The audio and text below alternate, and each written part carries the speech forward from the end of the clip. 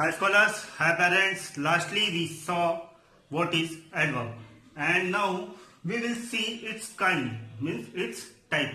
Adverb के types के कौन कौन से होते हैं, क्या होते हैं, हमने एक बार उसकी लिस्टिंग देख ली थी, लेकिन अभी इसे हम लोग थरोली देखेंगे कि कौन से टाइप होते हैं, कौन से काइंड होते हैं और उनका काम क्या है। तो सबसे पहला जो आता है वो होता है टाइम, यानी समय।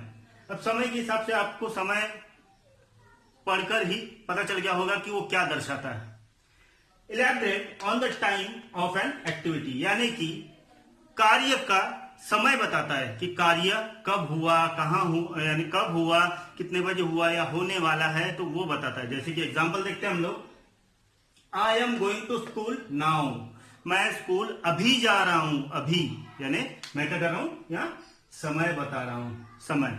तो ये होता है एडवर्ब ऑफ टाइम, यानी समय। सेकंड होता है फ्रीक्वेंसी। फ्रीक्वेंसी में क्या होता है, elaborate on how many times of any activity. अब फ्रीक्वेंसी यानी कितनी बार वो घटना या कार्य हुआ है, तो उसके लिए हम लोग एडवर्ब ऑफ फ्रीक्वेंसी लगाते हैं, जिसका एग्जांपल है I have read the book twice, मैंने ये बुक 2 बार पढ़ी है। कितनी बार, 2 बार, यानी कि फ्रीक्वेंसी बता रहे हैं उसमें कि कितनी बार। तो ट्वाइस यहां एडवर्ब ऑफ फ्रीक्वेंसी कहा जाता है। तीसरा है प्लेस यानी स्थान, जगह। ये घटना कहां हुई है, तो हम लोग देख लेते हैं। When an adverb describe where an activity was done, यानी कि कहां वो घटना या कार्य किया गया है। जैसे कि कम हियर, इधर आइए, गो देयर, उधर जाइए, यानी हम लोग स्थान बता रहे कि इधर आइए या तो उधर जाइए, तो हम लोग यहां स्थान बता रहे, तो इसी का कहते हैं हम लोग एडवर्ब ऑफ प्लेस।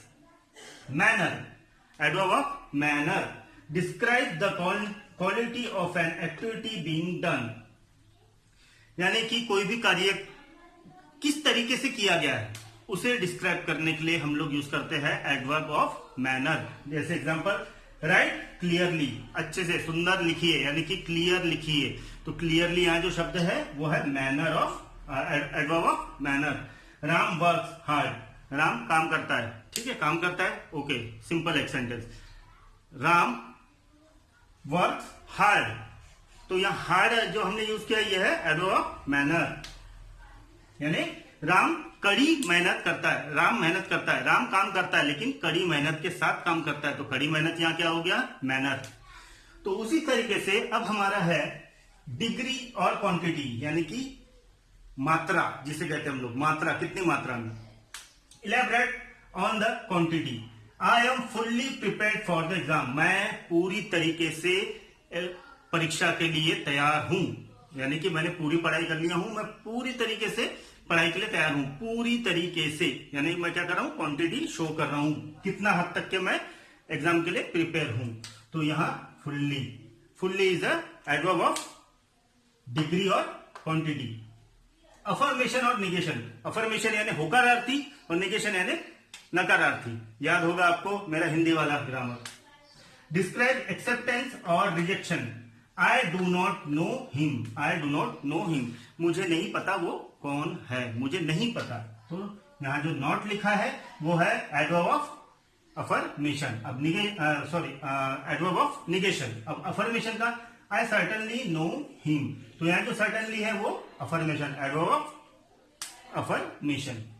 अब आखिरी जो बचता है वो है रीजन, यानी कि उसका रीजन क्या है। Describe the causes of action, यानी कि वो कारण क्या है, वो चीज का पर्टिकुलर वो कारण क्या है कि किस वजह से वो कार्य किया गया है या घटना हुई है।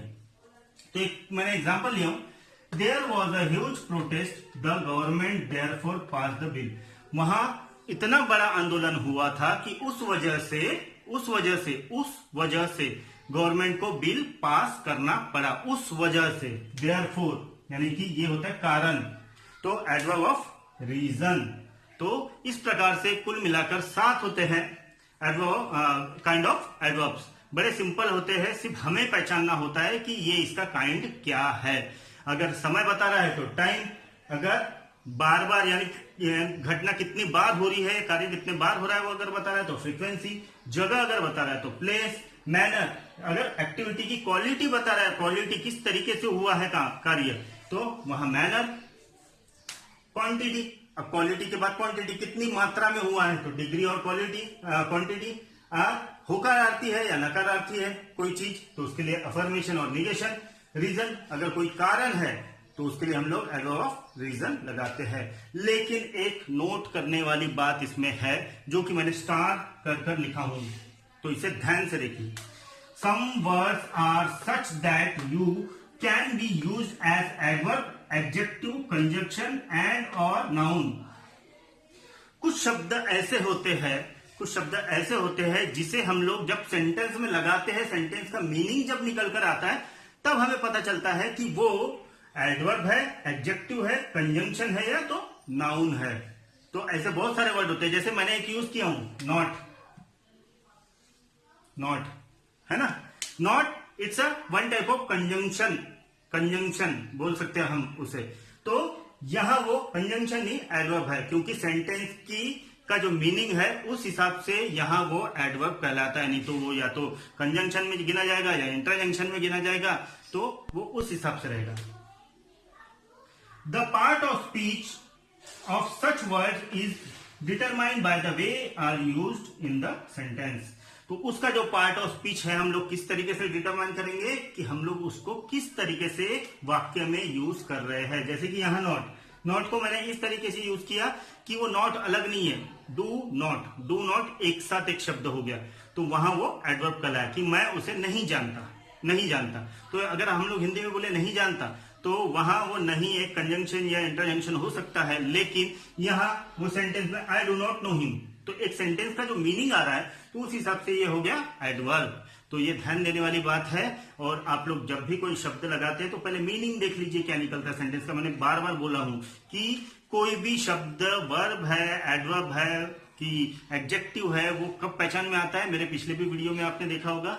वो जब सेंटेंस की भावना क्या है उस पर डिपेंड करता है। भावना है ना, जो सेंटेंस की भावना है, जो सेंटेंस का मीनिंग है, उस सेंटेंस के भावना पे डिपेंड करता है कि वो शब्द वहां वर्ब है, एडजेक्टिव है या कुछ और है। ठीक है, तो यहां हम लोगों का एडवर्ब खत्म होता है। कल हम लोग नए टॉपिक के साथ मिलेंगे, तब तक के लिए stay safe, stay at home, protect your family from कोविड-19, buy Chinese product totally, wear mask everywhere. जय हिंद।